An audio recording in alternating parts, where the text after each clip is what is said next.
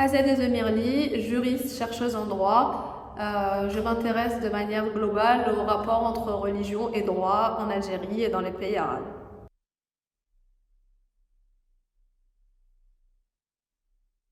La notion de référent religieux national algérien est une notion qui est apparue, je dirais, dans les années 2000, voire 2010. Précédemment à cela, on avait la notion d'unité religieuse qu'on a commencé à rencontrer dans les années 90, 91, dans certains décrets euh, algériens. Et aujourd'hui, cette notion de référent religieux national est une notion qui est de plus en plus mobilisée dans les discours officiels, mais aussi dans les textes normatifs.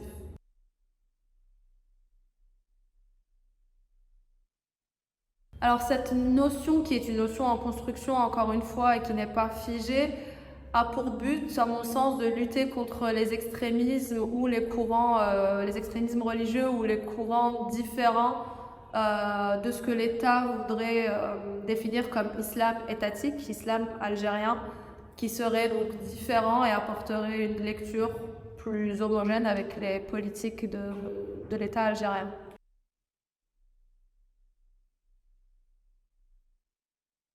Alors, si je peux résumer, le référent religieux national algérien repose principalement sur le malékisme, en tout cas c'est ce que les discours officiels et les textes normatifs disent, sur le malékisme, la doctrine ash'ariya, le soufisme, et avec une intégration aussi de l'ibadisme et du hanafisme.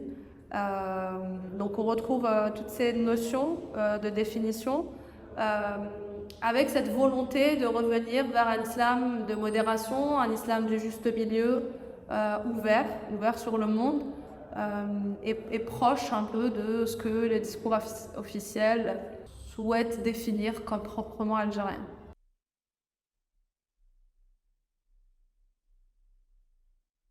Alors, ceux qui en font partie, c'est ces courants que je viens de citer, avec les ibadites de plus en plus présents et officiellement nommés au sein du Haut Conseil islamique.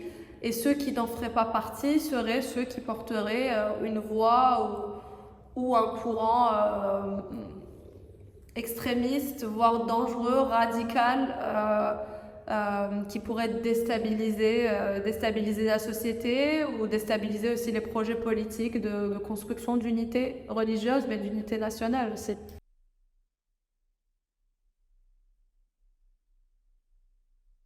Oui, complètement. Oui, l'idée est de minimiser, voire de neutraliser l'influence de courants musulmans qui viendraient d'autres pays et qui apporteraient euh, des extrémismes ou des façons de voir les choses qui seraient différentes. Donc l'idée est bien de ne pas de bien distinguer l'islam algérien de l'islam qui viendrait d'autres pays. Des islams ou des islams pluriels qui viendraient d'autres pays.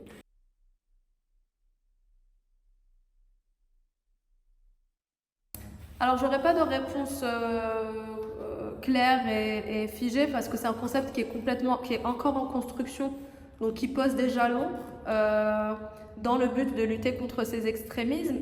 Donc, je ne saurais pas dire aujourd'hui s'il est opératoire sur le terrain, mais en tout cas, il est de plus en plus mobilisé dans des textes normatifs, que ce soit par rapport à l'importation des livres religieux, que ce soit par rapport à des conseils scientifiques de la Grande Mosquée d'Alger, où l'idée, en tout cas, est d'y faire de plus en plus référence dans le but qu'il devienne opératoire. Mais comme c'est une notion qui est assez récente, je ne saurais pas dire qu'elle est opératoire complètement aujourd'hui.